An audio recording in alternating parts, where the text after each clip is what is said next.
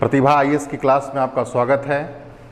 आज हम लोग 66 मेंस के संदर्भ में जितने भी इम्पोर्टेंट टॉपिक्स हैं, विशेषकर सेकंड पेपर का, फर्स्ट पेपर का मैं करा चुका हूं, आप उस वीडियो को देख सकते हैं। सेकंड पेपर का तीनों सेक्शंस के कौन कौन से इम्पोर्टेंट टॉपिक्स हैं इस बार के लिए, इसे हम लोग आज देखने का प्रयास करेंगे। साथ ही हम लोग देखेंगे कि इसमें कैसे तैयार करना है, कैसे हमें अधिक से अधिक नंबर प्राप्त करें। इसमें इस पूरे को टॉपिक्स को हम लोग एक एक करके बारीकी से समझने का प्रयास करेंगे। अब आप जानते हैं कि सेकंड पेपर का पहला जो सेक्शन होता है वह होता है इंडियन पॉलिटी का या भारतीय राज्य व्यवस्था का।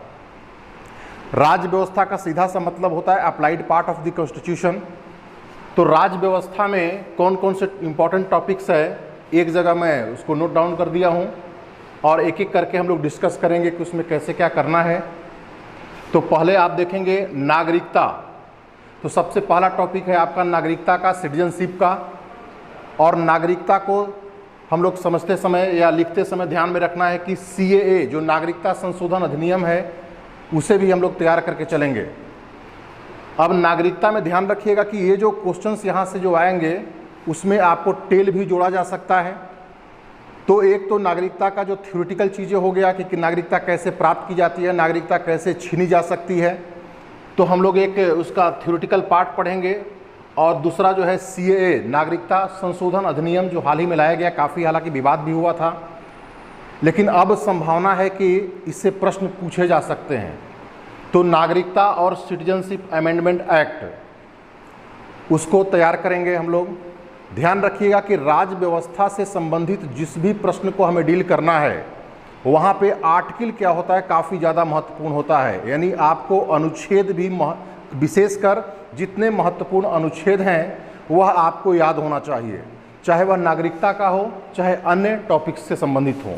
यानी राज्य व्यवस्था के प्रश्न को डील करते समय हर हाल में आपको सारे इंपॉर्टेंट आर्टिकल्स याद होने चाहिए, अदरवाइज आपके मार्क्स क्या होंगे, कम हो जाएंगे। तो पहला टॉपिक है आपका नागरिकता और नागरिकता संशोधन अधिनियम, CAA लिख दिया हूं मैं, सिटीजनशिप अमेंडमेंट एक्ट। सेकंड आपका टॉपिक है राज्य के नीति निदेशक तत्व, DPSP directive principles of state policy. आप जानते हैं काफ़ी इंपॉर्टेंट टॉपिक्स है ये। और राज्य के नीति निदेशक तत्व में देखिए कैसे प्रश्न आ सकते हैं। एक तो प्रश्न ये पूछा जा सकता है कि राज्य के नीति निदेशक तत्व के संबंध में आज़ादी के बाद से लेकर के आज तक कौन कौन से नीति निदेशक तत्व लागू किए गए हैं और उसमें कौन कौन सी समस्याएं हैं। और राज्य के नीति निदेशक तत्व को पढ़ते समय एक सबसे महत्वपूर्ण जो टॉपिक है इसमें आपका समान नागरिक संहिता है, कॉमन सिविल कोड है। विशेषकर पिछले 1-2 सालों से ये काफ़ी चर्चा में रहा है। और आपको मालूम है कि भारत का मात्र एक ऐसा राज्य है गोवा जहां पर यह समान नागरिक संहिता लागू है। तो समान नागरिक संहिता को लेकर काफ़ी ज़्यादा सवाल उठते रहते हैं। तो हमें राज्य के नीति निदेशक तत्व को ओवरऑल तैयार करना है और उसमें आपको समान नागरिक संहिता से संबंधित क्या इसके प्रॉस होंगे, क्या कॉन्स होंगे, क्या इसके निष्कर्ष हैं, ये पूरे आपको तैयार करके जाने हैं। आपको मालूम है कि आर्टिकल 44 में समान नागरिक संहिता की बात की गई है, तो इसे आपको तैयार करना है। नेक्स्ट टॉपिक है आपका संघवाद, फेडरलिज्म। जानते हैं कि भारतीय संघीय व्यवस्था एक अनूठा संघीय व्यवस्था वाला देश है। अब यहाँ पर संघवाद को तैयार करते समय आपको ध्यान में रखना है केंद्र राज्य संबंध। तो केंद्र राज्य संबंध जिसमें आपको 3 संबंधों की चर्चा की गई है। एक आपका विधायी संबंध, प्रशासनिक संबंध और वित्तीय संबंध। तो ये टॉपिक इस बार के लिए काफ़ी ज़्यादा इम्पॉर्टेंट है। खास करके आप देख रहे हैं चाहे वह केंद्र और पश्चिम बंगाल का मामला हो, केंद्र या दिल्ली का मामला हो, केंद्र या राजस्थान का मामला हो, तो यहाँ पर आपको बहुत ज़्यादा खास करके ध्यान में रखिएगा कि इस बार के लिए केंद्र राज्य प्रशासनिक और वित्तीय संबंध काफ़ी ज़्यादा अहम है। और संघवाद को यहाँ से क्या हो सकता है कि ध्यान रखना है कि आपको जो क्वेश्चंस आएंगे तो टेल से संबंधित भी क्वेश्चन आते हैं। तो हो सकता है कि फर्स्ट हाफ का आपका क्वेश्चन जो है संघीय व्यवस्था के कुछ लक्षण पूछे जाएं या भारत में किस प्रकार के संघीय विशेषताएं विद्यमान है उसके संबंध में क्वेश्चन पूछे जा सकते हैं। और इसके साथ फिर केंद्र राज्य संबंध आपको तैयार करके जाना है और केंद्र राज्य संबंधों में कौन कौन से नए मुद्दे सामने आ रहे हैं और कौन कौन सी चुनौतियां सामने आ रही है, इसे पूरा तैयार करके जाना है। यानी यहाँ पर आपको बिल्कुल करंट ओरिएंटेशन के साथ जाना है। यदि आप करंट ओरिएंटेशन के साथ आंसर नहीं लिखते हैं तो आपको फिर मार्क्स नहीं मिलेगा। ध्यान में रखना है कि राज्य व्यवस्था से संबंधित मैक्सिमम प्रश्नों को आपको डील करते समय बिल्कुल समसामयिक जो घटनाक्रम है उससे आपको कोरिलेट करना है। अदरवाइज फिर ट्रेडिशनल नंबर मिलेगा, और ट्रेडिशनल नंबर मिलेगा तो उससे आप क्वालिफाई नहीं करेंगे। यदि क्वालिफाई कर भी जाएंगे तो अंतिम रूप से आप सफल नहीं हो पाएंगे। यहाँ पर भी आपको ध्यान में रखना है कि जो भी आपका आर्टिकल है, अनुच्छेद है, वह आपको महत्वपूर्ण अनुच्छेद याद करके जाना है, और जहाँ जहाँ उसकी ज़रूरत पड़ेगी वहाँ पे आपको चीज़ों को दर्शाना भी है। नेक्स्ट आपका है मुख्यमंत्री, चीफ मिनिस्टर, और मैं ब्रैकेट में लिख दिया हूँ बिहार के विशेष संदर्भ में। आप जानते हैं कि पार्लियामेंट्री सिस्टम ऑफ डेमोक्रेसी हमने अडॉप्ट किया है, और वह केंद्र और राज्य, सेंटर और स्टेट दोनों स्तर पे है। और on the basis of parliamentary system of democracy, chief minister जो राज्यों का एक हेड होता है उसकी काफ़ी अहम भूमिका होती है। और बिहार के विशेष संदर्भ में जो role and functions of chief minister है, या जो आपका बिहार में जो भूमिका अदा करता है, उसको आपको प्रिपेयर करके जाना है। चूँकि गवर्नर से संबंधित प्रश्न आ चुके हैं तो इस बार के लिए मुख्यमंत्री से संबंधित प्रश्न आने की पूरी संभावना है। और यहाँ पर ध्यान रखिएगा कि मुख्यमंत्री के प्रश्नों को डील करते समय या केंद्र राज्य संबंधों को डील करते समय थोड़ा सा आपको डायग्राम बनाने की भी आवश्यकता है, और डायग्राम के माध्यम से बहुत सारे चीज़ों को आप दर्शा सकते हैं। जो आप बहुत लंबा चौड़ा यदि लिखते हैं तो पहले तो आपको समय ज़्यादा लगेगा, और डायग्राम के माध्यम से बहुत कम समय में आप क्या करेंगे, पूरे एक व्यवस्था को आप दर्शा देंगे कि देखिए संसदीय व्यवस्था है तो दो प्रकार की कार्यपालिका है, नाम मात्र की कार्यपालिका, वास्तविक कार्यपालिका। केंद्र में नाम मात्र की कार्यपालिका यदि है तो राष्ट्रपति है, और वास्तविक कार्यपालिका प्रधानमंत्री के नेतृत्व में मंत्रिपरिषद है। वैसी राज्यों में राज्यपाल है और इसके बाद मुख्यमंत्री है, वास्तविक कार्यपालिका। तो मुख्यमंत्री को हम लोग तैयार करके जाएंगे, और बिहार के विशेष संदर्भ में कि पिछले 10-15 सालों से यहाँ पर आपको थोड़ा सा और ध्यान रखना है कि राज्य व्यवस्था में आप देखेंगे कि पहले एक बार क्वेश्चन आ चुका है कि 90 के बाद बिहार में मुख्यमंत्री की जो भूमिका रही है, यानी श्रीमान लालू प्रसाद यादव जी जब से पद संभाले इसके बाद जिस प्रकार से उन्होंने काम किया, चाहे सामाजिक न्याय के क्षेत्र में या अन्य क्षेत्रों में। 2005 में जब से श्री नीतीश कुमार गद्दी पर बैठे हैं, उसके बाद उनके कार्यों का मूल्यांकन से संबंधित अभी तक प्रश्न नहीं आए हैं। और ये आप टॉपिक तैयार करके जाइएगा कि 2005 के बाद आज तक, चूँकि वो करंट चीफ मिनिस्टर भी हैं, तो उन्होंने कौन कौन से ऐसे कार्य किए हैं जो बिहार को आगे ले गया है, या कौन कौन से ऐसे कार्य अभी तक नहीं हुए हैं जो किए जाने की अपेक्षा उनसे थी। यानी उनका भी क्या करना है कि रोल एंड फंक्शंस, या जो उनका परफॉर्मेंस है, उनके परफॉर्मेंस का अप्रेजल आपको करना है, पॉजिटिव और निगेटिव। यानी कौन कौन से ऐसा इनिशिएटिव उन्होंने लिया है और जिसमें बिहार काफ़ी अच्छा तरक्की किया है, और कौन कौन सा इनिशिएटिव लेने में वह विफल रहे हैं। तो यहाँ पर आपको ये तैयार करके जाना है। फिर आपका नेक्स्ट टॉपिक है न्यायपालिका, जुडिशरी। आप जानते हैं कि शासन के मुख्यतः 3 पिलर, विधायिका, कार्यपालिका और न्यायपालिका।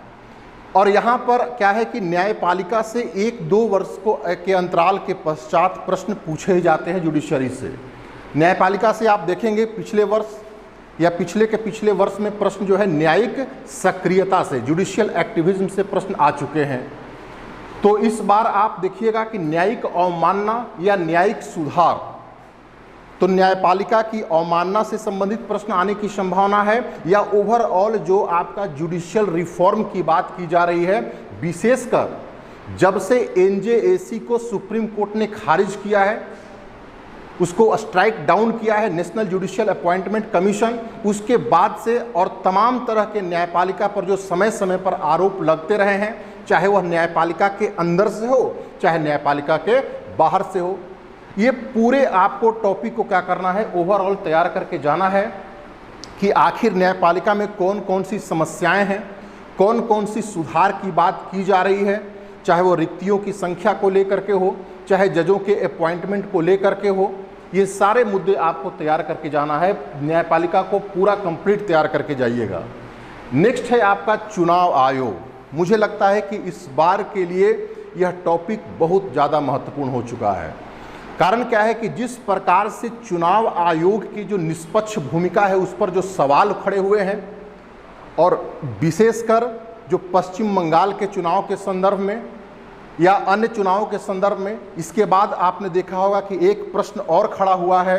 जब से मुख्य चुनाव आयुक्त रिटायर हुए और रिटायरमेंट के तत्काल बाद उनको गोवा के राज्यपाल बना दिया गया, उससे ज़्यादा और थोड़ा क्या हुआ है कि चुनाव आयोग की जो भूमिका है उस पर सवाल खड़ा हुआ है। और बीपीएससी के संदर्भ में ये चुनाव आयोग ये काफ़ी ज़्यादा उसके लिए इम्पोर्टेंट होता है। तो आपको चुनाव आयोग पूरा कंप्लीट तैयार करके जाना है और उसके संबंध में चुनाव सुधार, क्या क्या चुनाव सुधार अपेक्षित है, क्या क्या चुनाव सुधार पिछले 5-10 सालों में हुए हैं और क्या और किए जाने की आवश्यकता है। तो हमें यहाँ पर कंप्लीट तैयार करना है चुनाव आयोग, और चुनाव आयोग के संदर्भ में चुनाव सुधार। और चुनाव सुधार वाला टॉपिक ध्यान रखिएगा, ये बहुत व्यापक है। ये चुनाव सुधार केवल चुनाव आयोग से जुड़ा हुआ नहीं है, बल्कि चुनाव सुधार राजनीतिक दलों से भी जुड़ा हुआ है। तो इसे भी हमें क्या करना है, इस बार तैयार करके जाना है। नेक्स्ट आपका है एक देश एक चुनाव, जिसे आप वन नेशन वन इलेक्शन बोल रहे हैं या एक राष्ट्र एक चुनाव कहते हैं। यह भी टॉपिक मुझे लगता है कि काफ़ी ज़्यादा अहम हो चुका है, क्योंकि जिस प्रकार से लगातार चुनाव हो रहे हैं, और आपको मालूम है कि जब चुनाव की तिथि घोषित होती है तो मॉडल कोड ऑफ कंडक्ट लागू हो जाता है। मॉडल कोड ऑफ कंडक्ट लागू होने के बाद बहुत सारे डेवलपमेंट एक्टिविटीज़ क्या होता है, प्रभावित होता है। तो वन नेशन वन इलेक्शन ये लगातार पिछले 4-5 वर्षों से चर्चा में रहा है। तो ये प्रश्न भी आने की पूरी संभावना है। अब एक राष्ट्र एक चुनाव के संदर्भ में क्या इसके सकारात्मक पक्ष होंगे, क्या नकारात्मक पक्ष होंगे, और एक अंतिम रूप से आपका क्या होना चाहिए, निष्पक्ष निष्कर्ष होना चाहिए कि हाँ इसके ये सकारात्मक हैं, ये नकारात्मक हैं, लेकिन इसके निष्कर्ष भी आपको क्या है देने पड़ेंगे यहाँ पे। नेक्स्ट है आपका बिहार चुनाव 2020, और इसमें विशेष मुद्दे आपने देखा है कि पिछले वर्ष अक्टूबर नवंबर में बिहार में चुनाव हुए विधानसभा के, और ये विधानसभा के चुनाव में कुछ विशेष मुद्दे थे जहां पर आपके सत्ताधारी दल कुछ मुद्दे को उठा रहे थे, वहीं विपक्ष जो है 15 लाख नौकरी देने की बात कह रहा था, और लगा था कि इस बार जो है कहीं सत्ता परिवर्तन न हो, ये खास करके रोजगार को लेकर के। तो आपको बिहार चुनाव 2020 में कौन कौन से मुद्दे रहे, जाति धर्म संप्रदाय की क्या भूमिका रही, या रोजगार गरीबी या विकास का मुद्दा कितना प्रभावी रहा, इसको आपको कंप्लीट तैयार करके जाना है यहाँ पे। नेक्स्ट आपका पंचायती राज व्यवस्था, ये भी मैं मानता हूँ कि काफ़ी इंपॉर्टेंट टॉपिक है। आप जानते हैं कि ग्रास रूट पर डेमोक्रेसी को बढ़ाने में इसका काफ़ी अहम रोल है, लेकिन दुर्भाग्य से बिहार जैसे राज्यों में बहुत हद तक ये मैं मानता हूँ कि सफल नहीं रहा, क्योंकि पंचायती राज व्यवस्था में कई सारी ऐसी कमियाँ हैं जिसके कारण वह बेहतर तरीके से अब परफॉर्म नहीं कर पा रहा है। और आपको मालूम है कि 15 जून को इस बार पंचायत चुनाव का कार्यकाल, पंचायतों का कार्यकाल समाप्त हो रहा है, और चूंकि कोविड का सेकेंड वेव चल रहा है, चुनाव कराना संभव नहीं हो पा रहा है, तो परामर्श समिति के माध्यम से आगे पंचायतों को फंक्शंस करने का अधिकार दिया गया है। तो पंचायती राज व्यवस्था आपको तैयार करके जाना है। पंचायती राज व्यवस्था के इन सब के बावजूद आप देखेंगे कई ऐसे पंचायत प्रतिनिधि हैं जिन्होंने बहुत बेहतर काम किया है, और इसके बाद 15वां वित्त आयोग ने भी पंचायती राज के सशक्तिकरण के लिए यानी एम्पावरमेंट के लिए कई सारे डायरेक्ट फंड की व्यवस्था किया है। उन सबको आपको क्या करना है, तैयार करना है। थोड़ा सा यहाँ पर ध्यान रखना है कि आपको पंचायती राज व्यवस्था में अगर प्रश्न आता है और आप अधिक से अधिक मार्क्स प्राप्त करना चाहते हैं, तो थोड़ा आप इस देश से बाहर निकल करके देखने की आवश्यकता है। विशेषकर ऐसे देशों को देखिए जहां पर ये सिस्टम काम कर रहा है और इन सिस्टम ने बहुत बेहतर तरीके से काम किया है। अब कहेंगे ऐसा कौन सा देश है, तो सबसे बेस्ट एग्जांपल आपको मिलेगा साउथ कोरिया। साउथ कोरिया ने बहुत अच्छा ये पंचायती राज व्यवस्था, जो स्थानीय वहाँ पे लोकल अर्बन बॉडीज बोलते हैं, वहाँ पे बहुत अच्छा काम किया है। वहाँ का थोड़ा सा आप क्या कर सकते हैं, गूगल के माध्यम से कुछ एग्जाम्पल को आप ले सकते हैं और यहाँ पर आप बता सकते हैं। फिर आप देश के अंदर ही कुछ राज्यों में, जैसे साउथ के अनेक राज्य हैं, केरल है, कर्नाटक है, तमिलनाडु है, वहाँ पर भी पंचायतों ने क्या किया, बहुत अच्छा काम किया है। लेकिन अनफॉर्चुनेटली बिहार हो, उत्तर प्रदेश हो या अन्य जो नॉर्थ के स्टेट हैं, वहाँ पर पंचायती राज व्यवस्था बहुत हद तक सफल नहीं हो पाया है। और कई बार तो जब हम आलोचना करते हैं तो कहा यह जाता है कि पंचायती राज डेमोक्रेसी का डिसेंट्रलाइजेशन नहीं बल्कि करप्शन का डिसेंट्रलाइजेशन हो चुका है। तो इन सारे बिंदुओं को ध्यान में रख करके आपको पंचायती राज व्यवस्था को तैयार करना है। और पंचायती राज दिवस आपको मालूम है कि 24 अप्रैल को पंचायती राज दिवस मनाया जाता है और 24 अप्रैल के दिन ही कई देश भर के कई सारे पंचायतों को पुरस्कार भी दिए जाते हैं। तो आपको जितने पुरस्कार प्राप्त पंचायतें हैं उन सब का एक ध्यान रखिएगा। एक थोड़ा सा एग्जाम्पल के रूप में आपको पुट करना है, यदि प्रश्न आता है तो उत्तर को डील करते समय यहाँ पर भी आप कुछ महत्वपूर्ण आर्टिकल को याद रखिएगा कि इसका वर्णन किस में किया गया है, किस भाग में वर्णन किया गया है, पंचायतों को कितने कार्य दिए गए हैं, उनके अधिकार एवं कर्तव्य का वर्णन किस अनुच्छेद में किया गया है। तो थोड़ा यहाँ पर ध्यान में रखना है। फिर हमने लास्ट जो लिया है वो है स्वयं सहायता समूह। ये देखिए, बिहार लोक सेवा आयोग के लिए हो सकता है कि थोड़ा उसका नया टॉपिक हो, लेकिन संघ लोक सेवा आयोग जैसे एग्जामों के लिए बहुत पुराना टॉपिक हो चुका है। जैसे सिटीजन चार्टर हो गया, सेल्फ हेल्प ग्रुप हो गया। ऐसे ही आप याद करेंगे कि पिछले हमें लगता है कि 64th या 63rd में एक क्वेश्चन आया था दबाव समूह, प्रेशर ग्रुप। अब ये दबाव समूह आप देखेंगे कि यूपीएससी बहुत पहले पूछ चुका है और जैसे यूपीएससी प्रश्न पूछ लेता है उसके बाद क्या है कि स्टेट उसको फॉलो करते हैं। तो कुछ यहाँ पर टॉपिक जो खास करके राज्य व्यवस्था से डायरेक्ट नहीं बल्कि इनडायरेक्ट रूप से जुड़े हुए हैं, जैसे आपका स्वयं सहायता समूह हो गया, सिटीजन चार्टर हो गया, सोशल ऑडिटिंग हो गया। ये सब टॉपिक थोड़ा तैयार करके जाइएगा, क्योंकि देखिएगा कि आपका दबाव समूह जो है वह पूछा जा चुका है। अब इसकी आने की संभावनाएं जो है आने वाले एग्जाम में बनी हुई है। तो आपको पहले क्या करना है कि राज्य व्यवस्था से जुड़ी हुई ये सारे टॉपिक को तैयार कर लीजिएगा।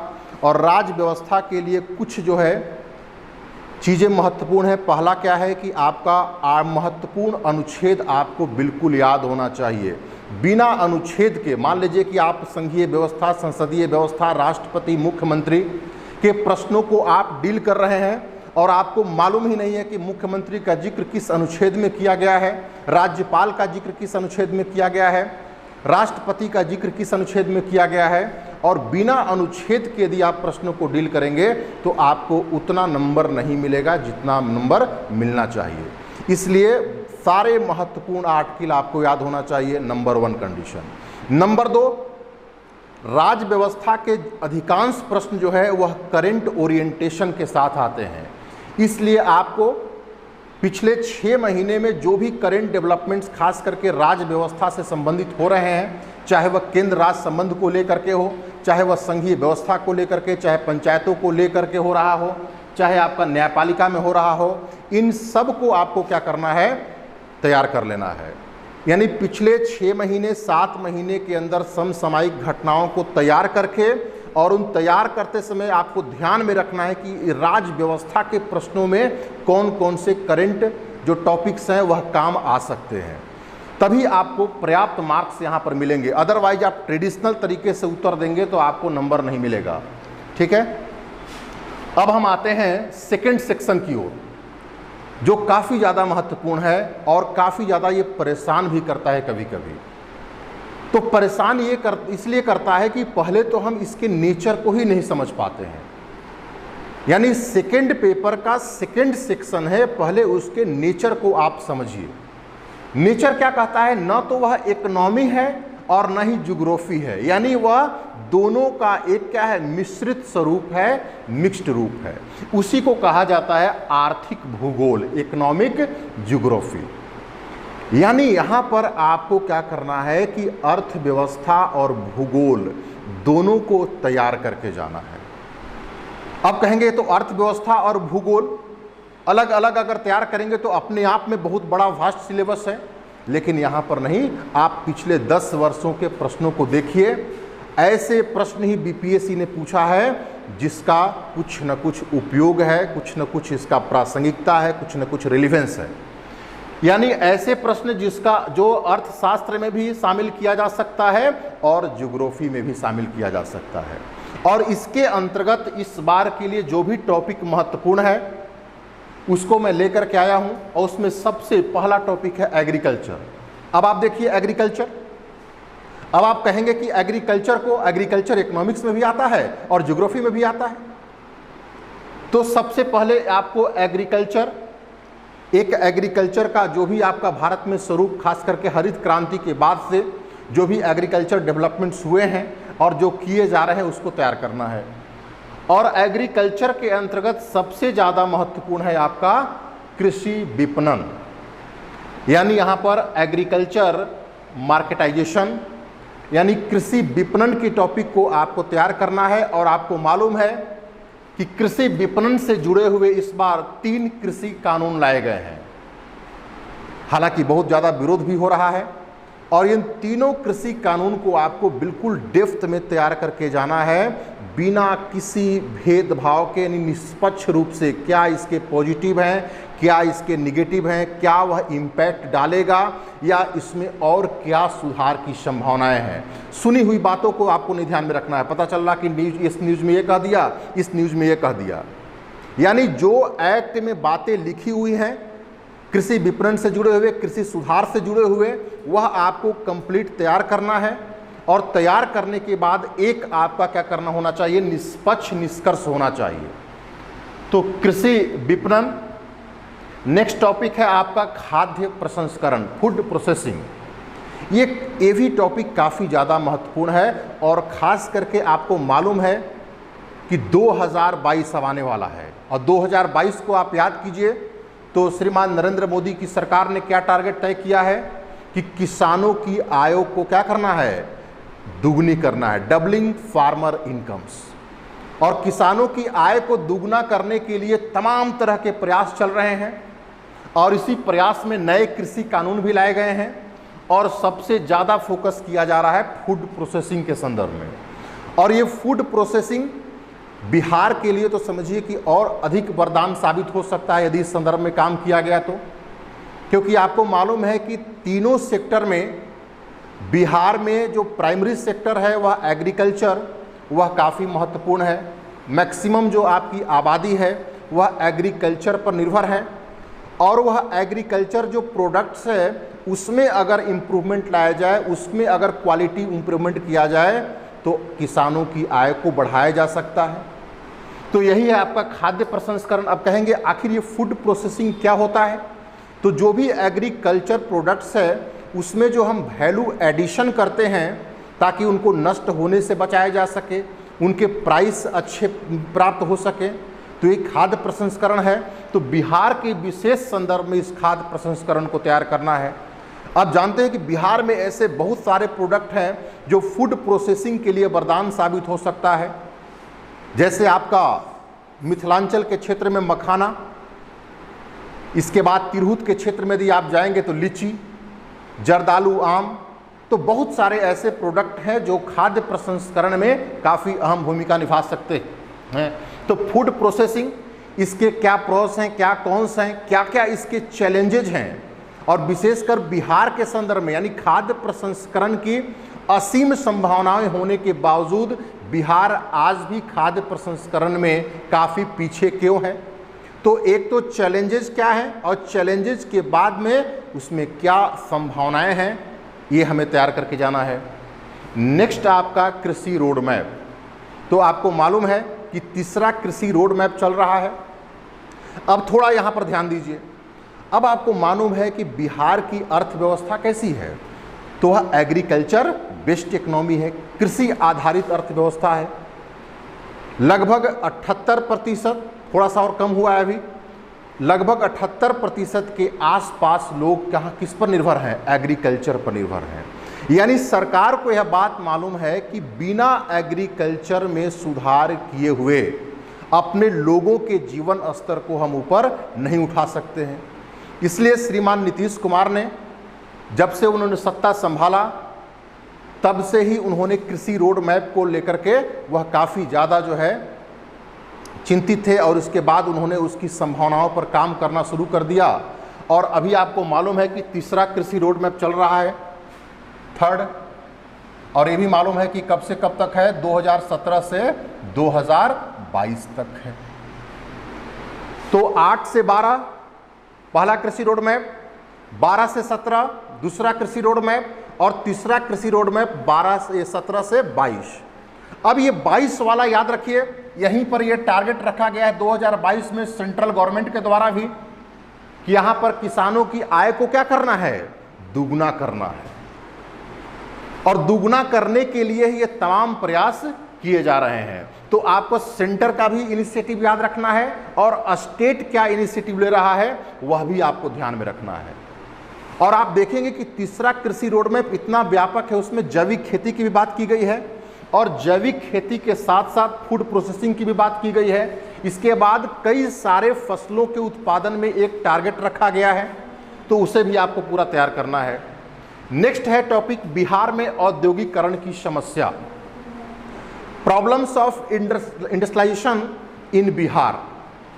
यानी ये तो बड़ी समस्या है, आप जानते हैं, और जब से चाहे श्रीमान लालू प्रसाद यादव जी सत्ता में आए या श्रीमान नीतीश कुमार जी आए, दोनों पर यह आरोप लगता रहा है कि बिहार में औद्योगिकरण आगे नहीं बढ़ पा रहा है। और औद्योगिकरण नहीं बढ़ पा रहा है, उसके कुछ न कुछ तो कारण होंगे। अब ऐसा तो है नहीं कि मुख्यमंत्री चाहते कि नहीं बिहार में उद्योग लगे ही नहीं, बल्कि कुछ यहाँ काउजेज हैं, कुछ कारण है जिसके कारण बिहार में औद्योगिकरण या तो बढ़ नहीं रहा है, या औद्योगिकरण उस गति से आगे नहीं बढ़ पा रहा है जितना होना चाहिए। अब यहाँ पर आपको थोड़ा सा औद्योगिकरण को डील करते समय ध्यान में रखना है। अब ऐसा नहीं कि आप बिहार के संदर्भ में आपको जानकारी नहीं है और औद्योगिकरण को डील कर रहे हैं। आपको ये ध्यान में रखिएगा कि अब बिहार में किस प्रकार के उद्योग लगाए जा सकते हैं, या बिहार में किन क्षेत्रों में किस प्रकार के उद्योगों की संभावनाएं हैं। पता चल रहा है कि उत्तर बिहार में आप खनिज आधारित उद्योगों की संभावनाएं बताएंगे तो आपका यहाँ पर मार्क्स नहीं देगा, जान जाएगा कि आपके कॉन्सेप्ट ही क्लियर नहीं है। क्योंकि नॉर्थ बिहार में खनिज आधारित उद्योग कहाँ से लगेंगे? जो भी खनिज आधारित उद्योगों की संभावनाएं हैं वह दक्षिण बिहार के कुछ जिलों में है, जिसकी सीमाएं या जिसकी बाउंड्रीज झारखंड से मिलती हैं। तो औद्योगिकरण की राह में कौन कौन सी बाधाएं हैं, उन बाधाओं को कैसे दूर किया जा सकता है, सरकार इन बाधाओं को दूर करने के लिए क्या कर रही है और क्या संभावनाएं हैं, या किस प्रकार के उद्योग लगाए जा सकते हैं, ये पूरा कंप्लीट आपको तैयार करके जाना है। नेक्स्ट टॉपिक बीपीएससी का सबसे फेवरेट है गरीबी। और गरीबी इसलिए फेवरेट है कि बिहार चूंकि एक गरीब राज्य है। अब कहा जाए कि बिहार एक गरीब राज्य है, साबित करो, तो आपको मालूम है कि बिहार की प्रति व्यक्ति आय अन्य राज्यों की तुलना में काफ़ी कम है। तो बिहार में गरीबी, यद्यपि गरीबी तो पूरे देश में है लेकिन बिहार में कुछ अधिक ही है, और इस गरीबी को दूर करने के लिए समय समय पर जो यूनिवर्सल बेसिक इनकम की बात की जा रही है उसकी भी यहाँ पर क्या है, आपको टॉपिक तैयार करके जाना है कि वह कितना कारगर साबित हो सकता है। यानी यूनिवर्सल बेसिक इनकम वह गरीबी को दूर करने में कितना सहायक हो सकता है, ये आपको टॉपिक तैयार करना है। नेक्स्ट आपका है 15वां वित्त आयोग एवं बिहार पर प्रभाव। ये भी काफ़ी इंपॉर्टेंट टॉपिक है इस बार के लिए। यानी 15th फाइनेंस कमीशन की जो रिपोर्ट है और उस रिपोर्ट का बिहार के संदर्भ में आपको तैयार करके जाना है कि इस रिपोर्ट का बिहार पर क्या प्रभाव पड़ेगा। पहले की तुलना में बिहार को अधिक धन मिलेगा या कम धन मिलेगा, या किन क्षेत्रों में अधिक धन मिलेगा, ये पूरा आपको टॉपिक तैयार करना है। नेक्स्ट है बिहार को विशेष राज्य का दर्जा। यद्यपि 2010 से ही, जब से श्रीमान नीतीश कुमार आए हैं तब से बिहार को विशेष राज्य के दर्जे की मांग हो रही है। एक बार तो उन्होंने पूरा सिग्नेचर का दस्तावेज भिजवाया था सेंटर में, और हाल फिलहाल में फिर से विशेष राज्य के दर्जे की मांग शुरू हो गई है। और ये क्यों आई है? तो ये नीति आयोग का सस्टेनेबल डेवलपमेंट रिपोर्ट आने के बाद, तो ध्यान में रखिएगा इस बार नीति आयोग का जो सस्टेनेबल डेवलपमेंट रिपोर्ट है उसको जरूर तैयार करना है। और सस्टेनेबल डेवलपमेंट रिपोर्ट में कौन कौन से मापदंड बनाए गए हैं, और ये सारे मापदंडों पर आप देखेंगे कि बिहार जो पहले से ही नीचे रहा है वो फिर इस बार नीचे है। और जब यह रिपोर्ट आई है सस्टेनेबल डेवलपमेंट रिपोर्ट, उसके बाद से बिहार को विशेष राज्य के दर्जे की मांग फिर से बढ़ गई है। तो हमें सस्टेनेबल डेवलपमेंट रिपोर्ट जो नीति आयोग के द्वारा जारी हुआ है, उसमें बिहार की रैंकिंग, इसके कारण और उस कारण के बीच ही आपका विशेष राज्य के दर्जे की मांग। आखिर विशेष राज्य का दर्जा होता क्या है, विशेष राज्य के दर्जे मिलने के बाद राज्य को क्या क्या लाभ हो सकता है, क्या क्या उसके मापदंड हैं, क्यों नहीं मिल रहा है, इन सब का क्या करना है, आपको तैयार करके जाना है। नेक्स्ट आपका है बहुस्तरीय नियोजन और एक और टॉपिक उसके साथ क्षेत्रीय नियोजन। तो यहाँ पे मल्टी लेवल प्लानिंग और रीजनल प्लानिंग। बहुस्तरीय नियोजन में केंद्र स्तर पे नियोजन, राज्य स्तर पे नियोजन, जिला स्तर पे नियोजन, प्रखंड स्तरीय नियोजन, पंचायत स्तरीय नियोजन, यानी जो आपका लेवल है उस पूरा लेवल पे तैयार करना है। केंद्र से लेकर के स्थानीय स्तर पे जो नियोजन, अभी तक आप जानते हैं कि केंद्र स्तर पे नियोजन होता है, राज्य अपना नियोजन करता है, जिला स्तरीय नियोजन की बात की गई है। और क्षेत्रीय नियोजन, ये तो काफ़ी ज़्यादा इम्पोर्टेंट रहता है, क्योंकि कहा जाता है कि क्षेत्रीय नियोजन के माध्यम से यानी रीजनल प्लानिंग के माध्यम से बिहार का समेकित विकास या कंपोजिट डेवलपमेंट किया जा सकता है।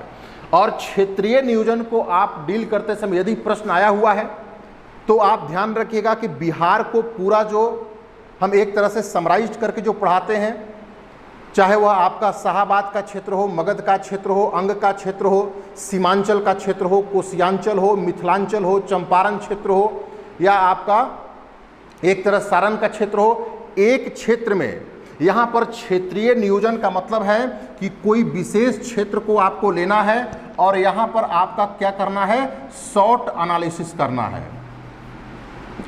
शॉर्ट एनालिसिस का मतलब क्या है कि उस क्षेत्र का स्ट्रेंथ क्या है, इस क्षेत्र का वीकनेस क्या है, उस क्षेत्र में क्या अपॉर्चुनिटी है और उस क्षेत्र में क्या आपकी थ्रेट है।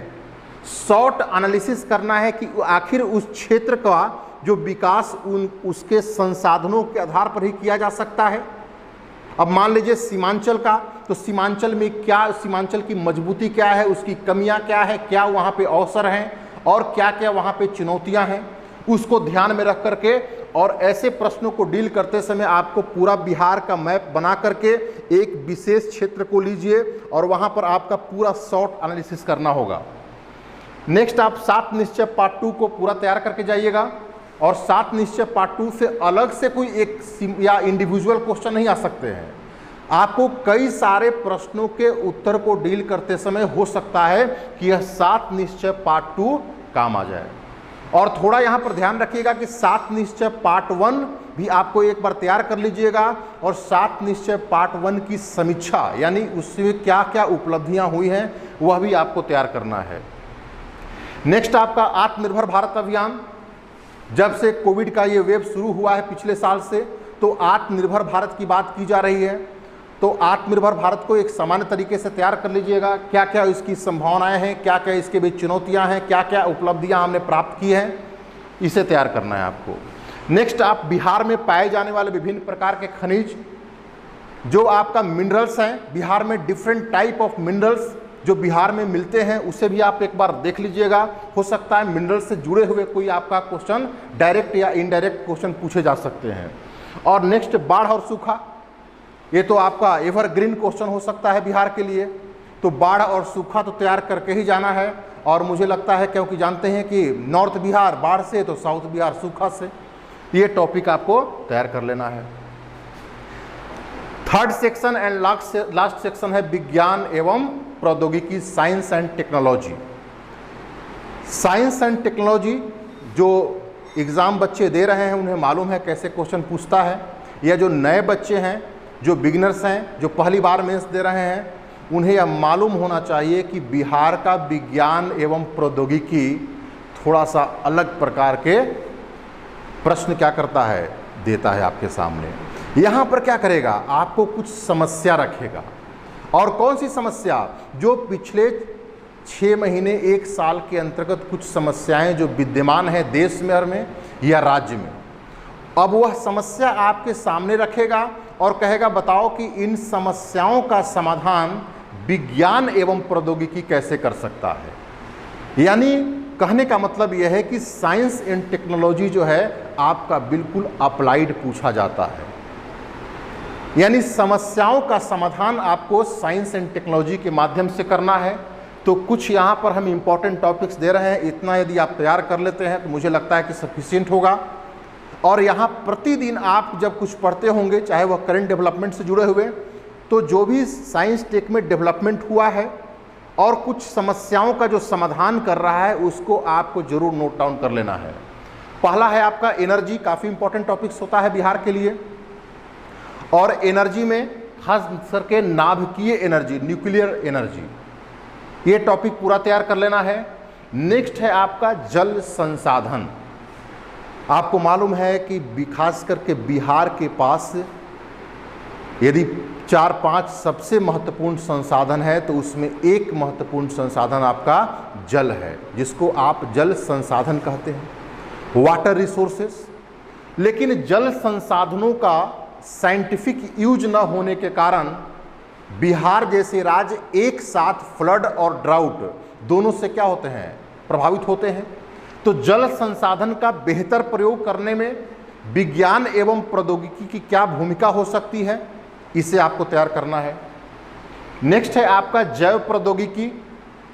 वह पूरा आप क्या करिएगा, बायोटेक्नोलॉजी के जितने भी आपका अनुप्रयोग है यानी एप्लीकेशन है वह पूरा आपको तैयार करके जाना है।